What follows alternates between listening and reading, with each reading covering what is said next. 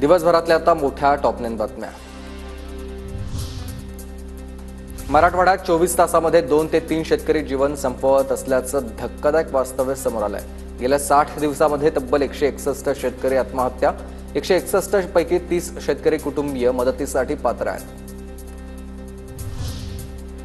बीडचे जिल्हा शल्य चिकित्सक डॉक्टर अशोक थोरात निलंबित, कोरोना काळामध्ये अनियमितता केल्याचा ठपका आहे। आमदार नमिता मुंदळा यांच्या लक्षवेधीनंतर ही कारवाई। आरोपी खोक्याचा कारागृहामध्ये जाण्याआधी जेवण करतानाचा व्हिडिओ व्हायरल झालाय। खोक्यासोबतच त्याचा मित्रपरिवार, पोलीसही दिसतात। खोक्या बसलेल्या कारागृहाबाहेर जेवण देणारे 2 पोलीस निलंबित। मंत्रालयामध्ये आता ऑनलाईन नोंदणी केल्यावरच प्रवेश मिळणार आहे। राज्य सरकारच्या डीजी प्रवेश ॲपवर नोंदणी करून QR कोड काढून प्रवेश करता येईल। दौंडमध्ये कचऱ्यामध्ये आढळले आहेत 6 ते 7 अर्भकं। धक्कादायक प्रकारामुळे दौंडच्या बोरावके नगरमधील प्रकार आहे। अर्भकं कुठून आली आहेत, पोलिसांकडून याचा शोध सुरू आहे।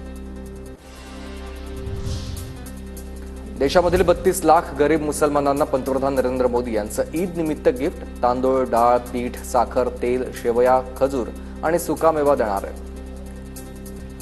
भौगोलिक परिस्थिती आणि हवामानानुसारच शाळांचं वेळापत्रक आता निश्चित केलं जाईल।